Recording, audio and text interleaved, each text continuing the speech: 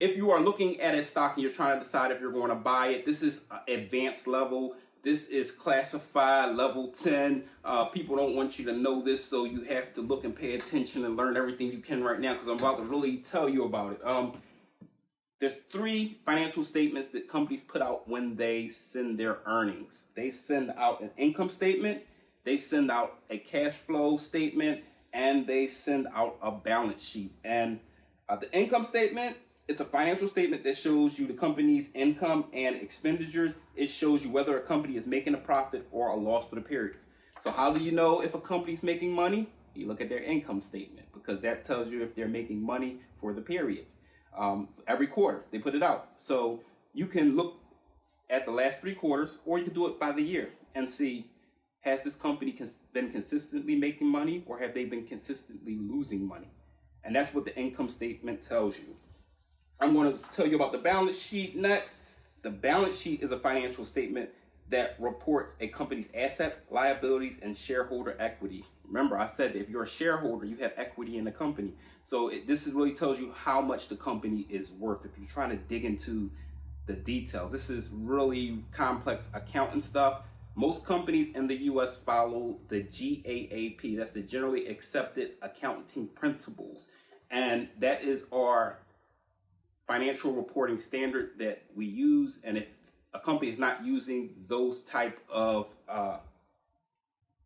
financial benchmarks, then something shady's going on. That's how you get an Enron. That's how you get a WorldCom. That's how you get all of those shady companies, which don't end up, they aren't here anymore, because accountants, if they're good at their job but evil and shady, they can make it look like a company is earning money. But you as an investor, it's your job to look through the balance statement, the income statement, and the cash flow statement to make sure everything's on the up and up. And it's really simple numbers. Once you know what they mean, it's really easy. You can pull it up on Google Finance. That's actually what I have right here. It is a printout from Google Finance. But this will tell you if, the balance sheet will tell you if a company has assets.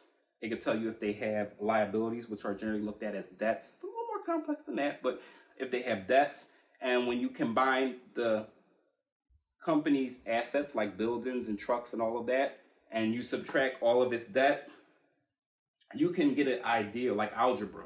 You can figure out how much your share is worth. You can find out your shareholders' equity. So that's really, really cool. That's why I love looking into this stuff.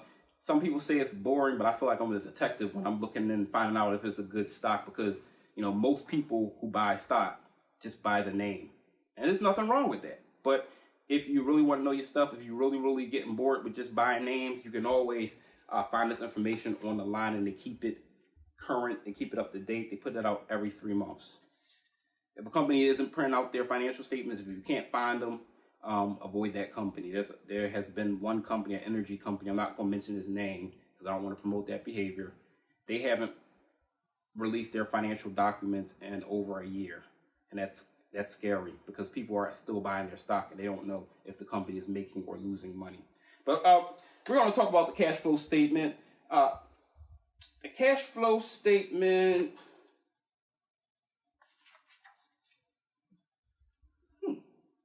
I don't have the definition for that, so don't quote me on this, but I know my stuff, I think.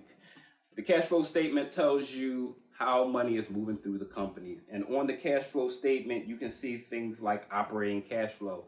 And that is a measure of the amount of cash generated by a company's normal business operations. So if you're dealing with a GameStop or a Netflix or a AMC, you can tell how much money they're making from their normal business operations, which could be different from the money that they have in their back pocket from, you know, all those other paychecks and all of those other quarters that they have sitting around at cash on hand.